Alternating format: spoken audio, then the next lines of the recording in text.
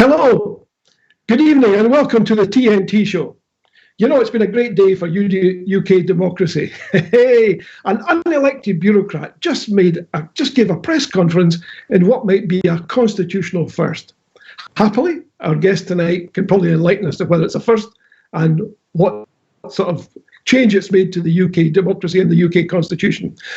My name is John Drummond, and I'm your host for the next 60 minutes. Thank you for joining us this evening. Our special guest this evening, I'm really excited that he's able to join us. And it's a first for TNT. This is an interview to an overseas location. So anything could happen. But let's hope things go smoothly. But first, a few words about TNT. TNT, as regular folks who join us will know, stands for The Nation Talks. So, as I often say, in many respects, this is your show. Thanks for your advanced questions, and do remember to send your questions live during the show. Details are on the screen, and you can contact 07507 248 836 or email john@cleach.com. However you contact us is fine. We'd love to have your questions. Oh, and by the way, my Sunday National column at the weekend, you may recall if you've got a chance to look at it, challenged the BBC to come on this show to explain why people in Scotland should trust their coverage here. So far, no response.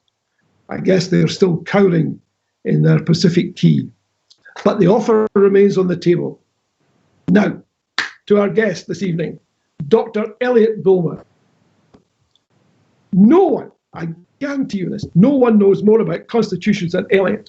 Indeed, he's written the book on constitutions, and if truth be told, 3 books. Elliot is a former submarine officer, and he's also served in Basra.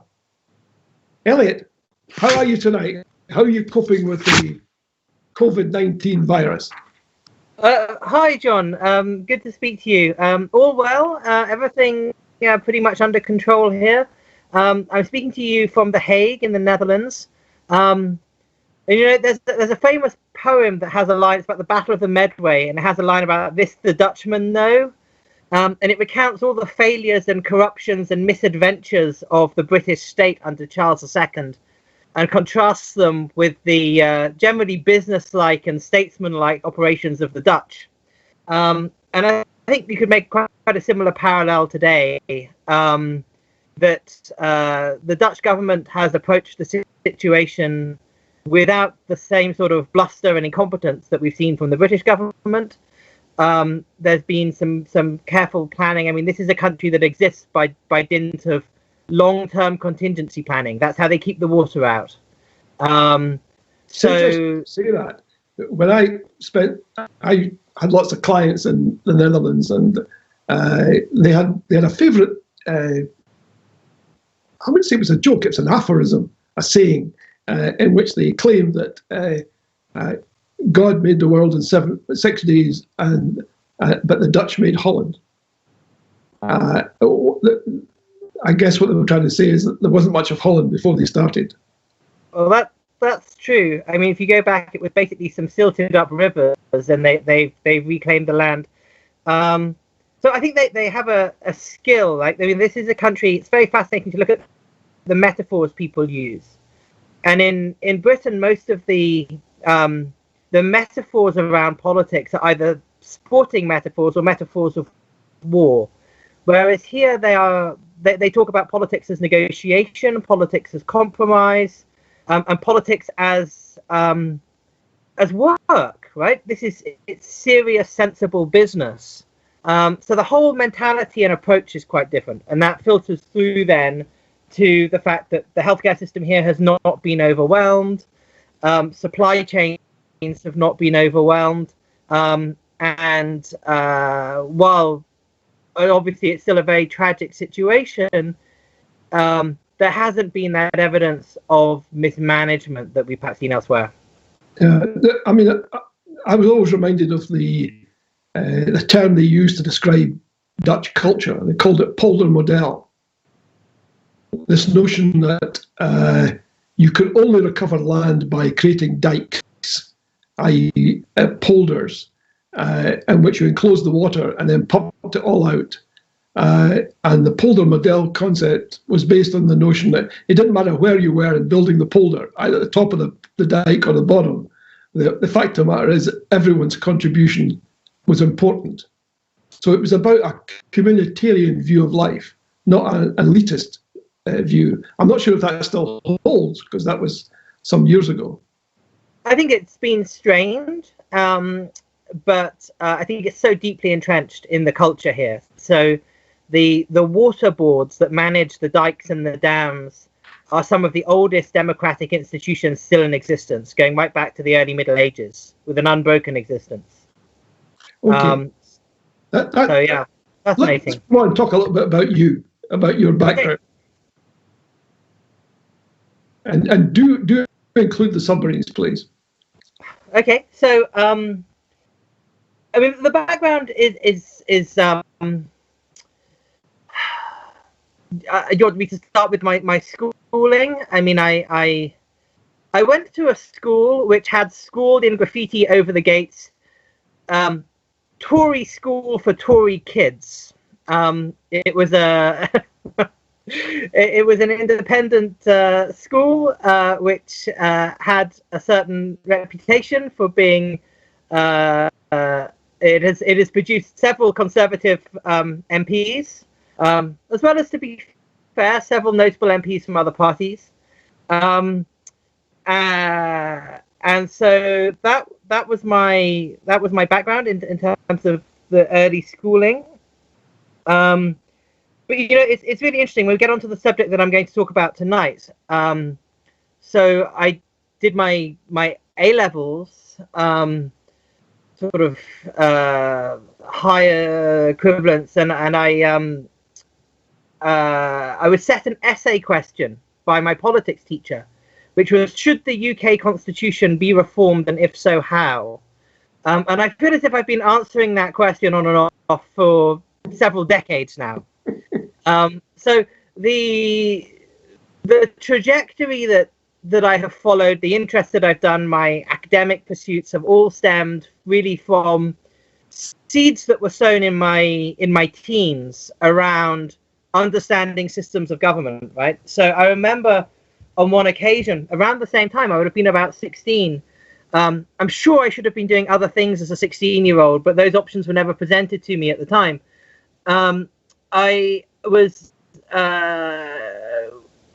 encountered the French Constitutional Charter of 1814, and I saw in that a system of government, a structure of government reduced to written form.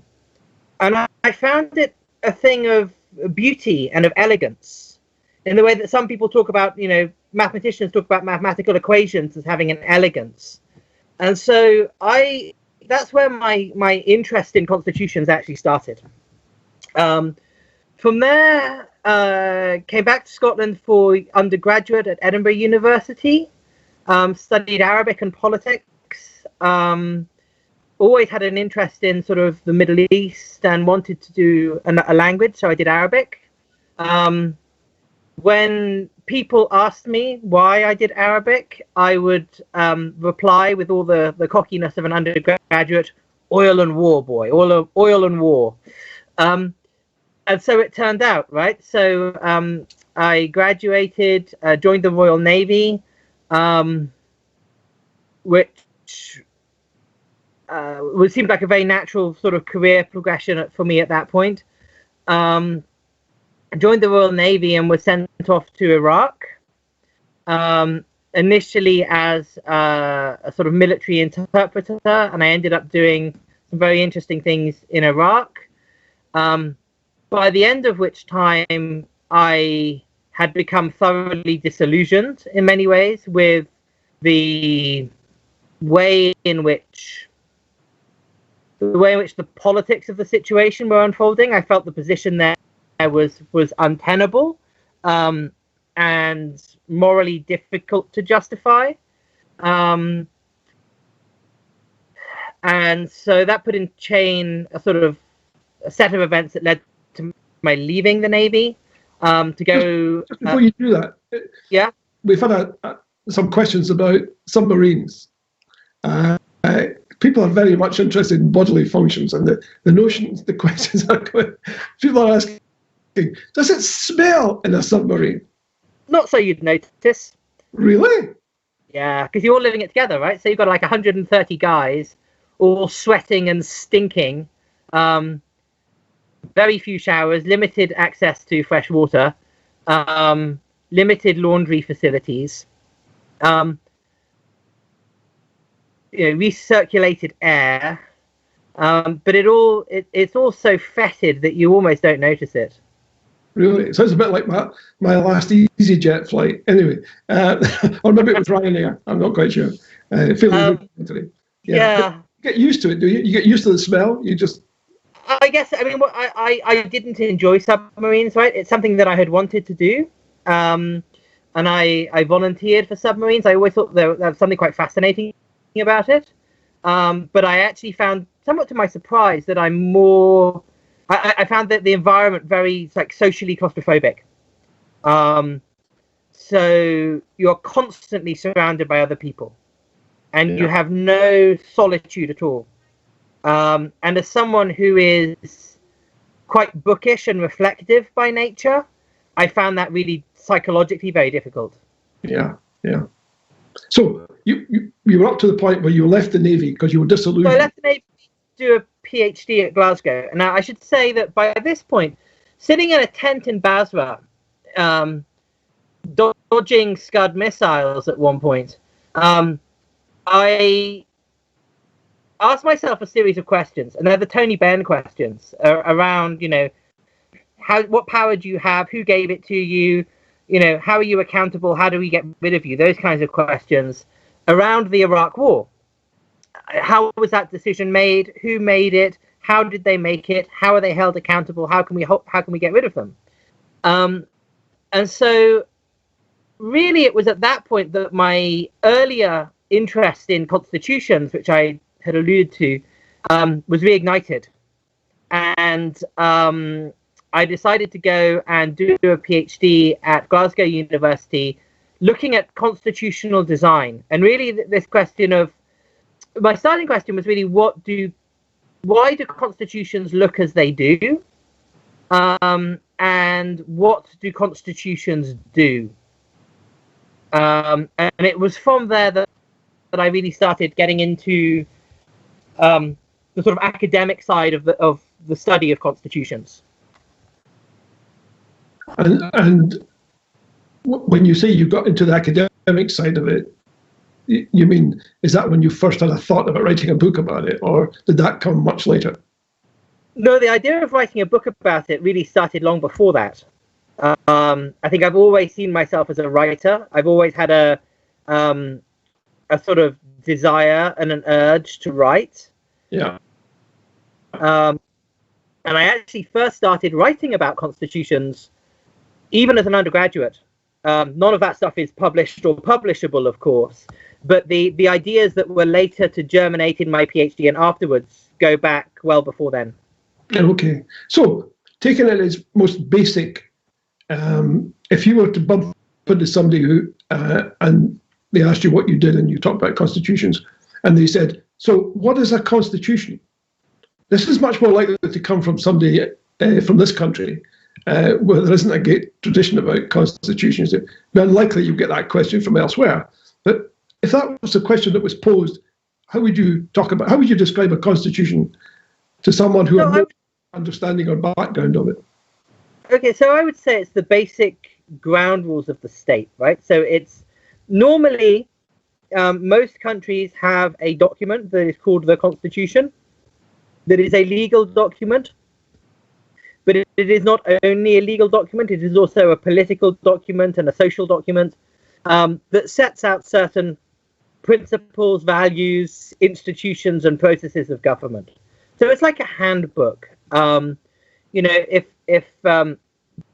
We have constitutions in almost every area of life, even in a UK setting. So if you go to your local tennis club or bridge club or something, it will have a constitution.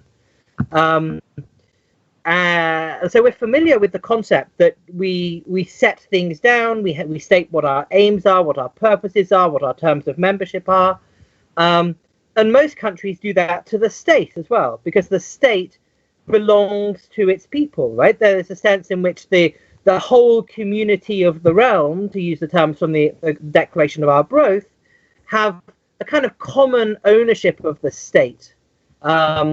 And the Constitution is the terms by which the citizens manage and control the state. For those who are watching rather than listening, I think it's really helpful just to sort of pick up a constitution, and so people can see the kind of thing that I'm talking about. This is the Constitution of Fiji. For those who are just listening, it's a small book. It fits into the palm of my hand. It's about a centimeter thick, perhaps.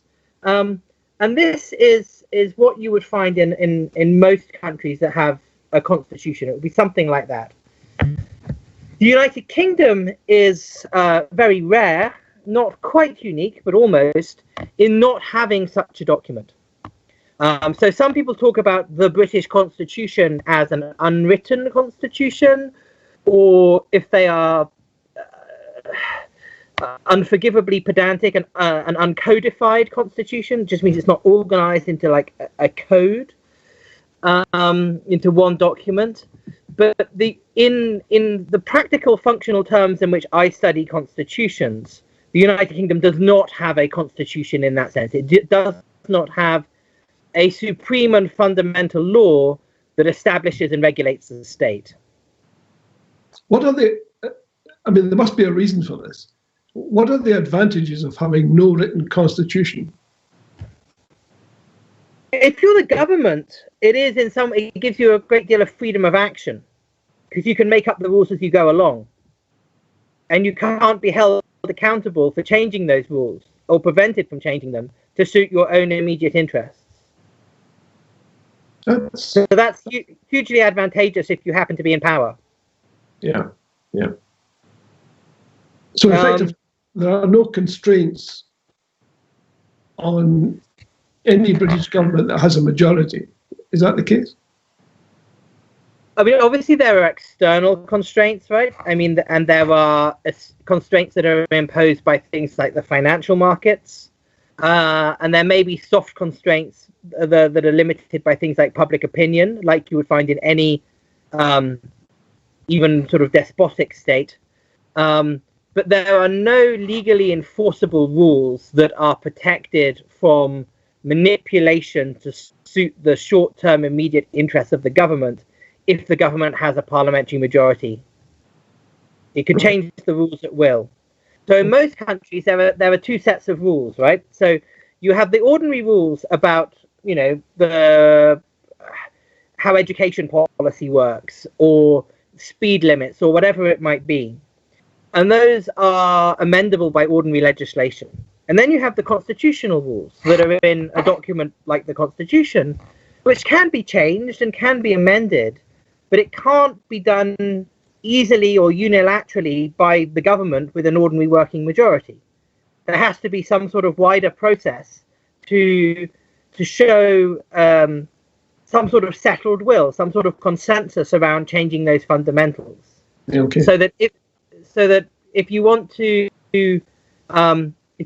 change those things in light of changing circumstances or experience, you can do so, but you have to actually convince people. You have to build a consensus around that. The government can't just do it by fiat for its own purposes.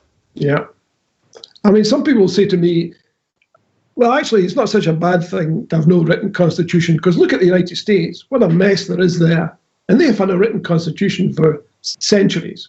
What would you say to that? Yeah, that's a commonly heard point, right? And often they'll point to something like the Second Amendment, which is the right to bear arms.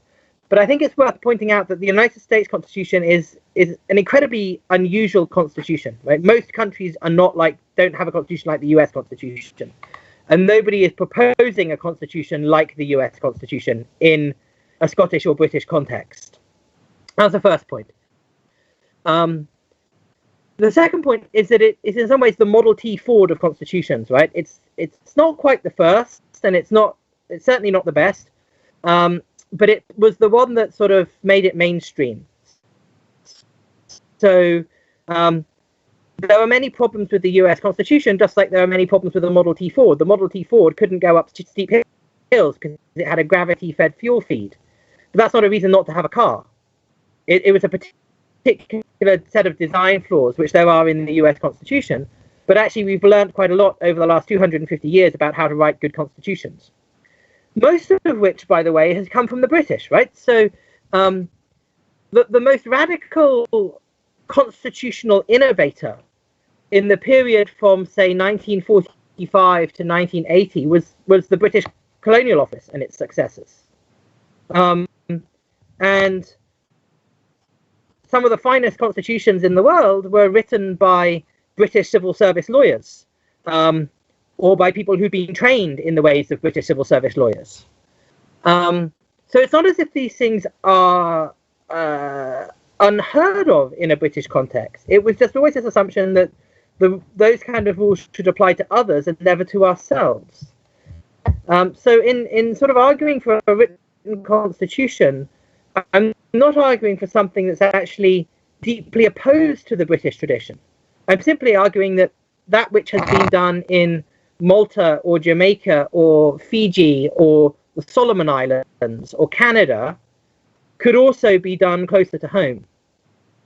And that the fact that that hasn't happened isn't because of any innate advantage of not writing it down, other than to the government of the day, but simply because the historical opportunity has never yet arisen. Although I think we are now at that point where the previous unwritten system has become increasingly untenable. I think it was Kenyon Wright who said that that which has always been objectionable, I may be mangling the quote, but that which has always been objectionable in theory has now become untenable in practice. And I think we're at that sort of point where there were always these set of theoretical arguments, but we've reached a crisis point where the unwritten system is simply broken now.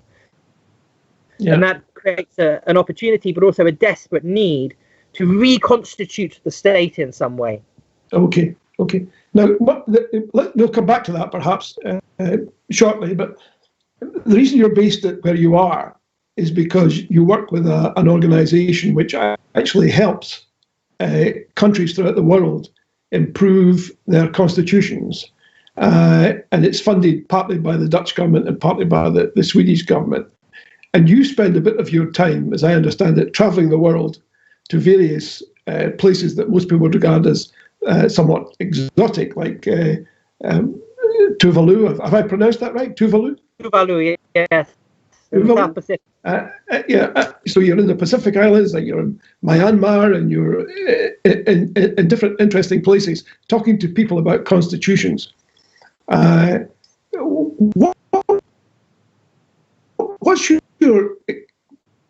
What's your sense of how that works? People, or are you treated like, oh, here's a guy from Washington, he's come to help us? I think it helps that we don't come from Washington, right? I mean, you mentioned the Dutch and the Swedes. We also receive funding from other countries that have a reputation for being solid democracies with a peaceful diplomatic stance. So, like, we don't have members of the permanent 5 UN Security Council members in our organization. So I think that helps. We have a reputation for neutrality and also a reputation for being non-prescriptive, right? So we don't turn up in a country and say, this is how your constitution should be. We turn up in a country and say, I see that you're having a difficulty around this issue. Here's how some other countries have solved a similar issue. And we can talk about the sort of lessons learned from that. So generally speaking, it's receptive. It depends a bit on the political context, obviously. That I've worked in some contexts, like a country in the Middle East where I worked a few years ago, where the government wasn't very receptive and quite quickly closed us out of the process. But I've also worked in countries where, people really do want to listen and learn and get help as they go through this, right? Because people recognize that the Constitution matters. people recognize that they've got to get this right. The Constitution itself doesn't solve policy issues. It's not a shortcut to success. It's the foundation of your system of government. And people understand that it's important to get that right. And they also recognize that this is something that is often a once in a generation, sometimes like once in a lifetime thing for that particular country. But that there are other countries around the world that are going through these changes, right? So generally speaking, people want to avoid costly mistakes. And so you don't want to reinvent the wheel. Many of the issues that have arisen have occurred elsewhere, and generally people are receptive to that.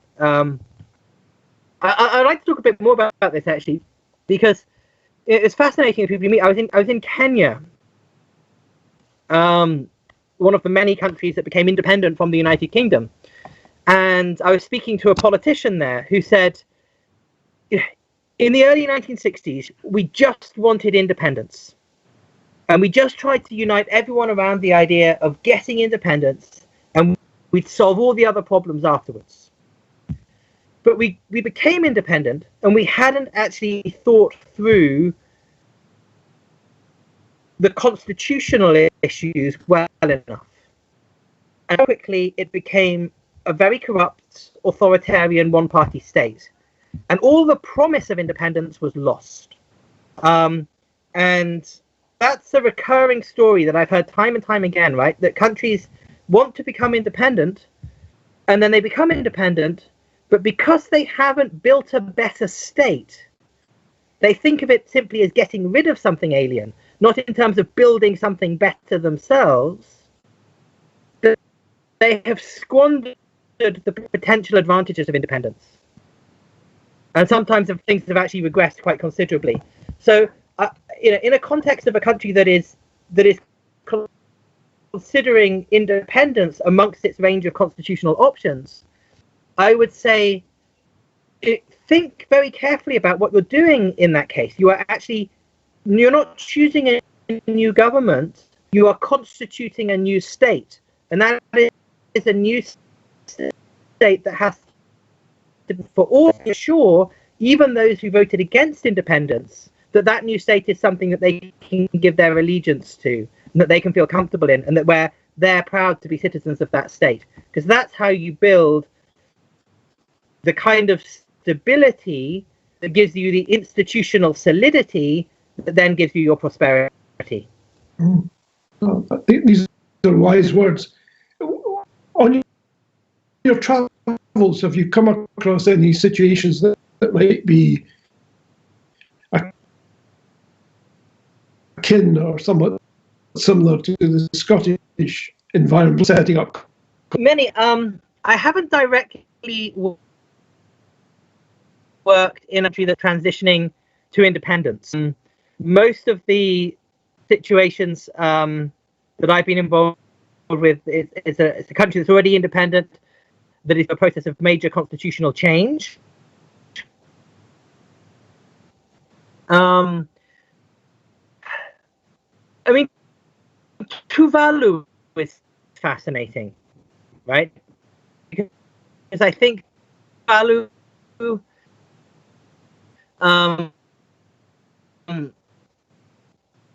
is a country of 12,000 people. I used to stay in Dunblane. It's got a population of, I don't know, about 15,000. You think about that, an independent state, a member of the United Nations. It's been independent and go through a constitutional review process in which they wanted to take stock. What's been working well, what's been badly, where can we improve? Yeah. But in that time, they had catastrophic failure. Right? They have not slipped into autumn, and they have not slipped into, anarchy. And that's because the institution is sound. So the difference is you can't put this on until an independence decision has been the upper stage, negotiation and plan, but institutions and foundational rules is absolute key to the success of an independence project. Fascinating, fascinating. Let me just remind everyone that we're more than happy to take your questions. You can write to me at john@cleish.com, or you can text or contact Indy Live. We're having one or two technical problems here. I seem to have disappeared from my own screen. But I can still see Elliot and I can still hear Elliot, and I hope you can too. It would be somewhat ironic if we lost a connection to Scotland, but kept it to the Netherlands. So it reminds me a little bit of as long as you don't do an Alex Salmond on me and suddenly mute my mic in the middle of me saying something. Oh, no, absolutely not. I have no control over your mic, or for that matter, any other part of this process, as you probably gathered. And we're completely in the hands of the technical people. But yeah, so I shall press on, because I assume that people don't particularly need to see me anyway. But I do hope they can hear me. Tell us a little bit about what you feel the status is of the British state and the old British Empire right now. What's your analysis of where it is and where it's likely to end up? Yeah, so this is actually the subject largely of my forthcoming book. I have a new book out later this year that's called Westminster and the World, with Polity Press, and that looks at this question of the sort of British imperial state and how it developed, how countries transitioned to independence. And there's a lot that can be learned from those processes of transitioning to independence from former British colonies. But the British imperial state itself has never really come to terms with the end of empire. It has attempted to, but we still have essentially what I call the Hanoverian constitutional settlement. So for a period from the middle of the 1600s to the middle of the 1700s, the British imperial state was formed. And we had a series of civil wars, experimental regimes, a failed republic, a theocracy, a restored monarchy, a foreign invasion, all sorts of, prolonged political constitutional instability for a century to hit upon a formula that worked. And that formula was essentially a monarchy under aristocratic control. Yeah. That would enable an imperial commercial maritime state to expand across the globe. And essentially, we're still living in the institutions and under the rule of that Hanoverian state. But its raison d'etre has ceased to be, right? So we don't have an empire anymore. And that causes a sort of fundamental disequilibrium, I think, in British institutions. That the purpose for which they were designed and developed no longer exists. What we need to have is a kind of fundamental rethink of the institutions of the state. Now, clearly, in light of the claim of right, any sort of simplistic unitary understanding of the British state no longer applies. It's no longer tenable in a Scottish context. It doesn't necessarily have to be independence. I mean, there may be ways of reconstituting a state which are broadly agreed and accepted, that just look fundamentally quite different from what we have today. But that would depend very much on the willingness of England and English politicians to enter into that kind of conversation, right? And to enter into a kind of post-imperial imagination. And I just don't see many signs of that right now, right? I look at the imagery and the rhetoric, and it all looks backwards, and none of it looks forwards. And these are the sort of classic symptoms, what I call dying empire syndrome. Spain really struggled with this in the 19th century. And it's rarely pretty. In these situations, the sooner a country kind of gets over it, the better. And we're in a bit of a catch-22 here, because I think in order to reinvent whatever's left of the UK, or an independent Scotland, or an independent England and Wales, or whatever it might be, we can actually learn a lot from how other countries became independent from the UK. And it's almost as if we have to think of not just Scotland becoming independent from the UK, but also England becoming independent from the UK. And I started this journey a long time ago, thinking at it from the perspective of like the role of Scottish nationalism in reconstituting the state. But I also think English nationalism is going to have a very key role in this. And the ability of England to become a normal nation. At the moment, it's being a very abnormal nation. And these are difficult things, right? You can't sit down and say, oh, I could draw constitutional solutions, right? But those constitutional solutions don't work unless there's the political agreement behind them. But clearly we are at a point where the British imperial state has exhausted itself. You mean completely?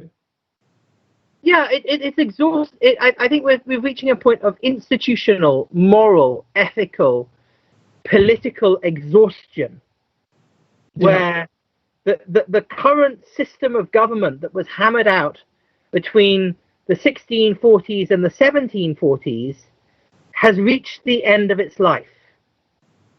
And in order to preserve that which is good in it, and there was a lot that was good in it. I'm not one of those people who says, everything about the British state was bad. I don't think that's a mature, sensible way of proceeding. What I would say is that the good that was in it has been lost and is in danger of being further lost.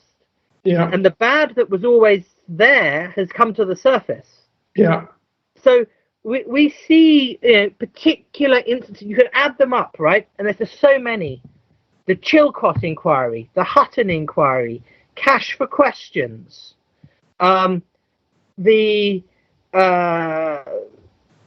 prorogation crisis, the complete mess of how Brexit has been handled and the divisions that has engendered, the fact that we had a bizarre press conference by a special advisor, and on the same day had someone in the civil service tweeting, imagine having to work with these truth twisters. The whole system, the norms, the values of the institutions has been corroded.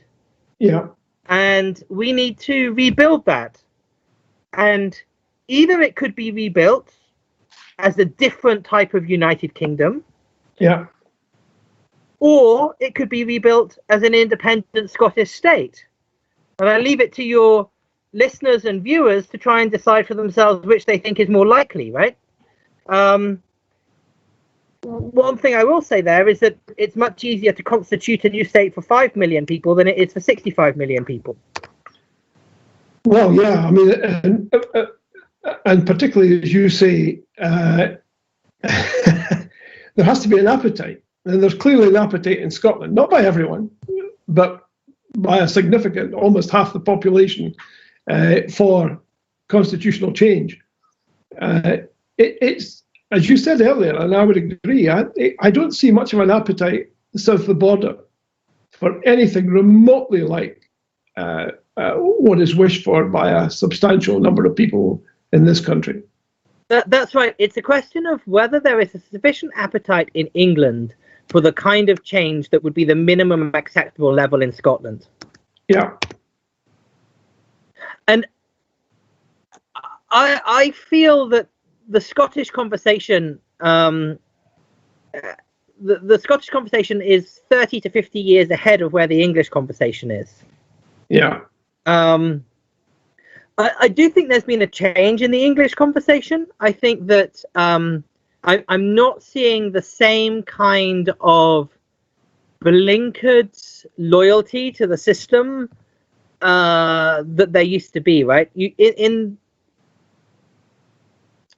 previous decades, you could mount a fairly coherent and logical conservative defense of the British system of government, and many people did. And that has become less and less convincing.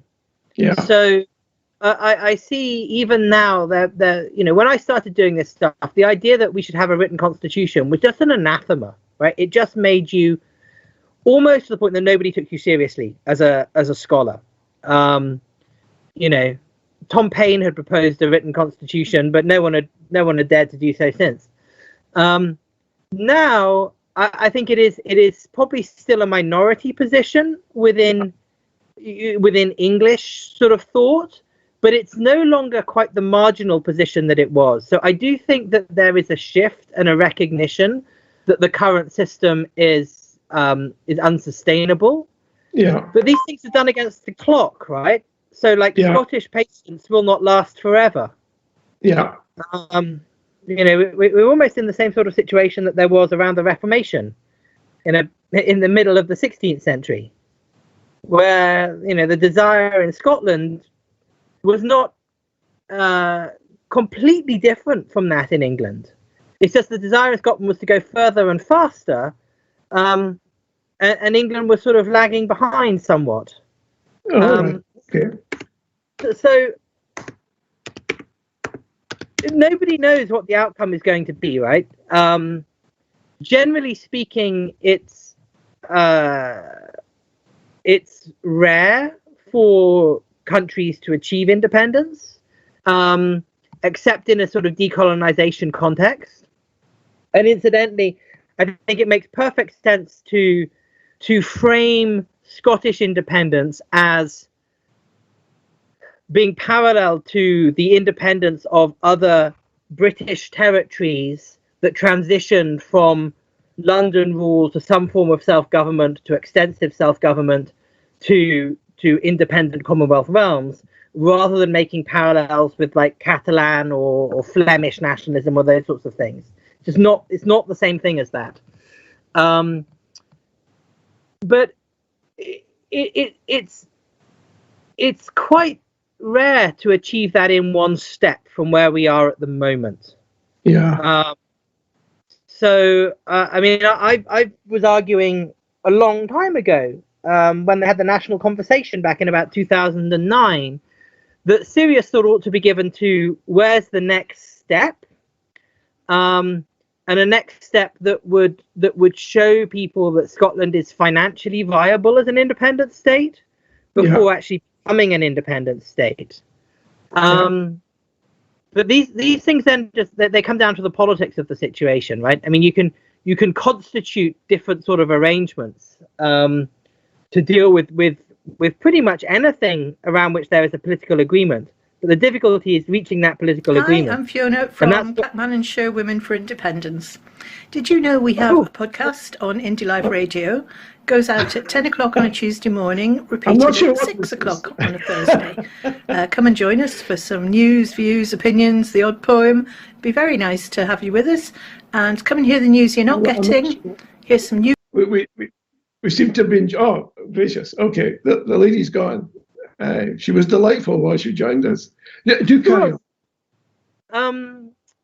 So all I was saying is that what gives the words on the page of a constitution their credibility and their viability is that they reflect a political consensus, and that it is much easier to construct a political consensus in a relatively homogeneous, unitary nation state of 5 million people than in a heterogeneous union state of 65 million people, where the perception of that trajectory may be quite different. So, but whichever way it happens, this is a constitutional problem, and it must therefore have a constitutional solution. So yeah, I'll finish there. That's interesting. I mean, obviously, as part of the debate here, people are saying things like, well, what really ought to happen now is we ought to declare UDI because at least half the population would wish that to happen. And besides, both the Edinburgh Parliament and also the Westminster Parliament have accepted the principle of the sovereignty of the Scottish people. So why not? Now, in our discussion with Martin Keatings, he explained eloquently that it was important to have international support. What's your take on this? I agree that it's important to have international support. It's important that the Scottish state be seen as a legitimate state. Good relations with whatever is left of the United Kingdom are paramount. I understand the psychological appeal of UDI. I can understand how people get to a point where they're just, I'm done with this now. Generally, that doesn't work out well unless you have overwhelming public backing. I don't mean 50%, 55%, 60%. I mean, you have to have very, very strong public backing, unanimity. You also have to be willing to fight for it, right?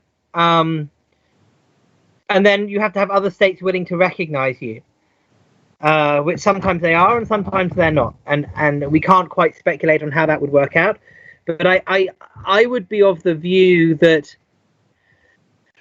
the British state has a long tradition. Like, there is nothing more in keeping with the British constitutional tradition than a managed, peaceful, democratic transition to independence. So all we need to do in that sense, if we're interested in creating an independent state, is to hold the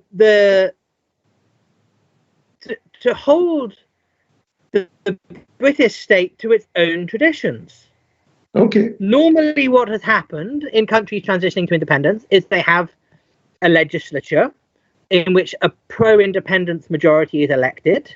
They give notice to the British government that they intend to become independent, and the British government, being the jolly decent chaps that they are, make the necessary preparations, because it is understood that the association is a voluntary one and not one of compulsion.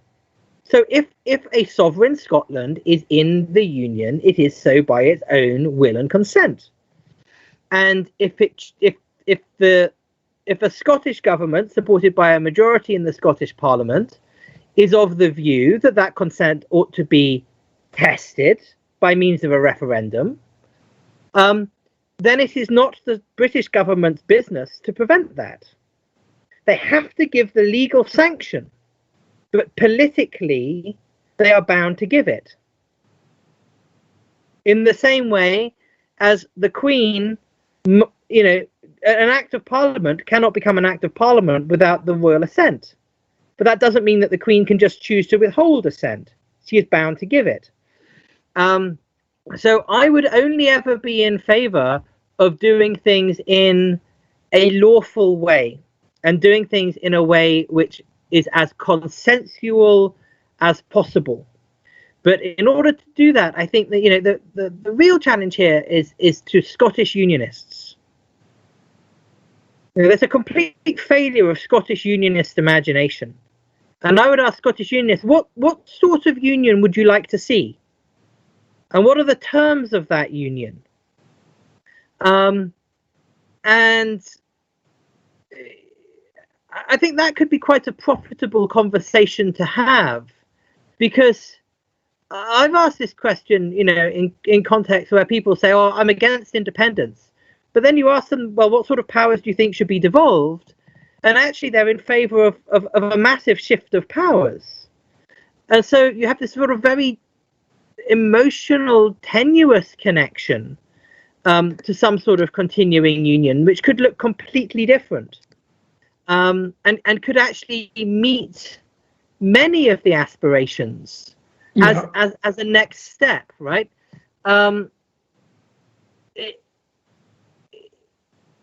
So what was the question then is whether the British government will be willing to do that, and they're clearly at the moment not. But to not do that is to go against their own tradition, to go against their own norms, values, and standards. So this is where it all ties together, right? Because the traditional understanding of the union was as a union based on consent, and now what we're seeing is this very new assertion by the British government of its supposed right to deny that consent, and that's the thing that should be challenged.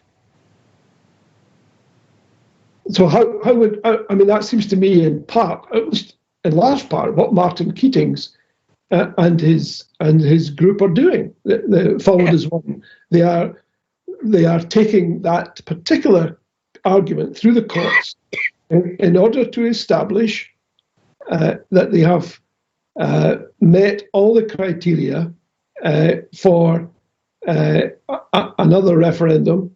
Of course, it would be down to the Scottish Parliament if it decided, if it agreed, but they want to establish that there is the right to have that as confirmed by the courts.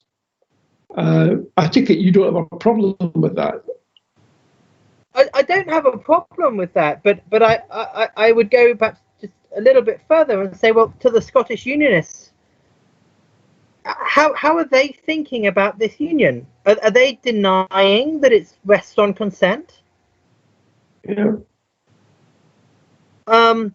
If you go back to, I think Winston Churchill recognised that if Scotland returned a majority of pro-independence MPs, then it should become independent. Thatcher certainly recognised that. Yeah, I agree with all of that. But the reality is that the UK right now has a government in Westminster that is implacably opposed, not just to the core concept, but not even to any form of engagement. It has set its face against any discussion. My argument is that is symptomatic of the wider untangling of the unwritten British Constitution, the disintegration of previously accepted norms and values and institutions. So the denial of Scotland's right to self-determination through a Section 30 order or by other means, and a special advisor giving press briefings in the Rose Garden, and civil servants tweeting what's it like to work with these truth twisters, and the prorogation crisis are all of one company. They're all part and parcel of the same thing, which is the disintegration of the institutions of the British state. And if there were to be a reconstitution of the United Kingdom, one of the things that I think should be absolutely fundamental to that, and should be a condition for Scottish participation in that discussion, is the right to secession. A recognition in a future constitution of the United Kingdom that it rests on consent and Scotland has the right to independence at a time and in a way of its own choosing. And there are countries that do that, right? So St Kitts and Nevis has that kind of arrangement where Nevis can hold a referendum and become independent. The old Union of Burma, as it was from 1947 to the early 1960s, recognized the right of its states to secede at a time of their and in a way of their choosing. And that's the kind of thing which, if we were to try and reconstitute the state today, even if it were a union state, it could be a union state constitution that recognizes the claim of right and recognizes Scotland's right to independence. And I would be challenging Scottish Unionists to say, what about that don't you want? Because if they don't want that, that must mean that their view of Scotland's place in the Union is not one that rests upon consent. My sense of it would be that that's exactly the view they take. Exactly. So get them on the record. Well, I think they have gone on the record. I think they've said, we don't accept any of this. We don't want to discuss. We don't want to debate. We don't want to argue. We are simply saying to you that this sort of talk is unacceptable. And that's a radical from established norm. That's my point. And that's the problem, right? But the question is that what does one, that sort of attitude is that which characterizes the entire government apparatus, which could probably be in these circumstances. Well, that's why 2000 is such a great opportunity, and that's why the 2004 is very difficult. When if you can't persuade people to go through an open door, how do you persuade them to knock one down that's bolted? I think I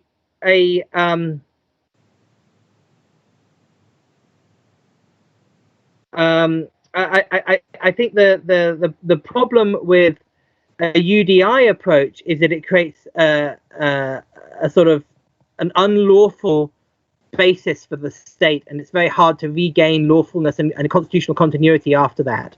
Yeah. What I would be focusing on is the Scottish government should, or rather, in any future coalition agreement at Westminster, any future confidence and supply agreement, there should be some commitment to a Scottish recognition of self-determination act or something like that. Yeah. And if there were to be a UK constitution, then having that right of secession in it would be fundamental. Okay. But ultimately, these things come down to political will, right? Of course. And then it's a question of... Sorry to interrupt. We've just had a question come in from Periscope, Indy 2014. They're asking if you agree or not, if the Scottish government are going about Indy the right way, and if not, why? And you've got about 3 minutes to answer.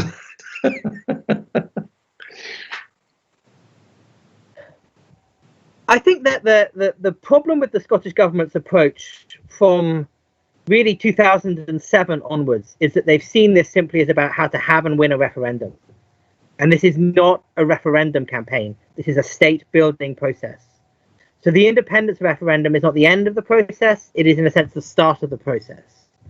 So what I would be looking at, or it's a midway point, what I would be looking at is how to build consensus around a Scottish constitution so that there can be agreement around what a Scottish state looks like, or agreement on what Scotland is willing to accept within the Union, including that the right of future independence should be recognised. So I would be much more in favour of an approach that started from constitution building, that tried to set up, for example, a provisional constituent assembly, to try and agree the nature of a Scottish state. This was done in the second devolution referendum. The hard work had been done by the Constitutional Convention. And that was quite a difference between the first and the second devolution referendums, is that in the first case, there wasn't really much agreement around what that would look like. In the second case, because people had been thinking about what that future arrangement would be, they were much more happy to vote for it. So I think that I think they should be supporting an initiative that's around constitution building and constituting the future Scottish state, rather than just winning the referendum. That's very fascinating, and hopefully somebody from the Scottish government is listening to this and they will want to come back and take this further, because it makes so much sense to me. My father had a saying which was all ends into the middle. Yes. And I think that's what has to be done in these kind of different situations, right? So it's preparing for an independent state, but also if there is going to be a constitutional conversation south of the border, preparing to engage constructively in that conversation. Yeah, that makes so much sense. See, Elliot, thank you very much. Those parallel tracks. Our time is almost up. A big thank you to you. Thank you for giving us so much of your time. It's been, as usual, it's been eloquent, and I hope people have learned a bit more about how constitutions affect our lives, our everyday lives, in fact. And a big thank you to everyone out there for joining us tonight. I hope you've enjoyed the TNT show. We might have one or two technical difficulties along the way, but I hope that hasn't affected enjoyment. Oh yes, Elliot is showing you copies of his books on the Constitution. Rush out and buy a copy. Buy all three if you can. See, we've got a formidable list of guests lined up for future shows. We're hoping Michelle Thompson and Professor Joe Goldblatt will be able to join us soon. Don't miss that. Join us next Wednesday at 7 p.m. Please note, Wednesday, we're changing the dates. It's June, it's a new month. We're changing the date at which we do the show. It's a Wednesday, not a Tuesday, and it'll be another exciting show. I can absolutely guarantee it. In the meantime, do look out for Elliott's column, in the Constitution column in the Sunday National this weekend. Not to be missed. And more importantly, please support Indy Live and Indy Live Radio. These are new voices for a new Scotland and for all the news that you're not getting from elsewhere. And there's a whole bunch of stuff, as you well know, that you don't get on the regular channels. And you can help too. Join us by writing to the BBC, repeating my offer to give them a full hour on the TNT show to explain themselves. If I'm right, they'll probably ignore the invitation because they do not respect Scottish opinion. But I'd be delighted to be proved wrong. Get on their case. Thank you again, and good night. Join us next Wednesday. And remember, it's a great day for democracy. Take care. Good night. Bye.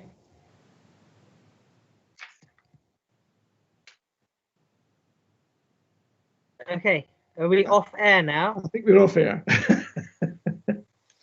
How did that go? Was that all right? Yeah, it was very good. You were excellent. We had some technical film.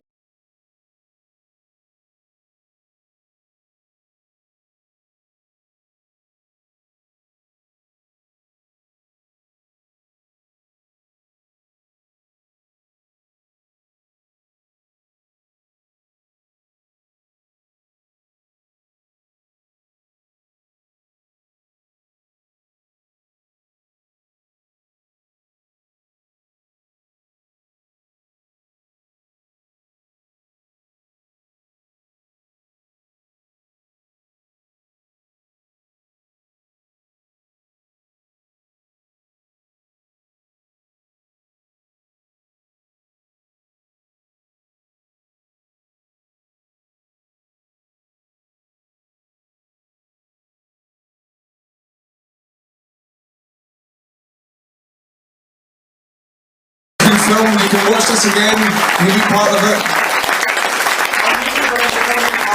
It's Independence Live. Yeah. A few people asked about YouTube. It'll be YouTube/Independence Live. That's where you'll find it.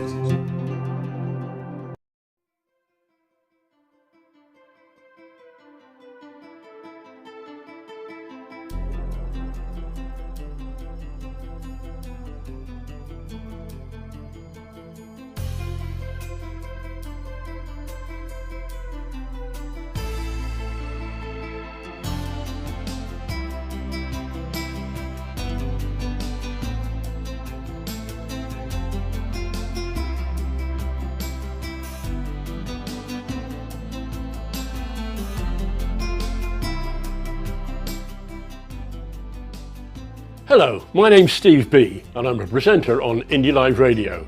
I present Music and Musings every Friday night at 7. The music, that's 70s classic rock, although we will take the occasional side road. The musings, well, they're thoughts on Scottish independence, politics and world events from my viewpoint, which is that of a grumpy old man.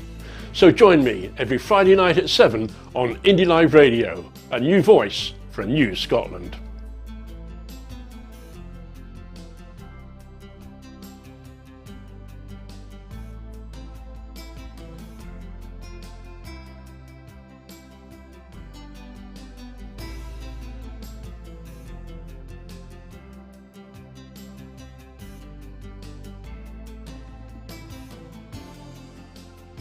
No Westminster, no Westminster. Westminster, come on.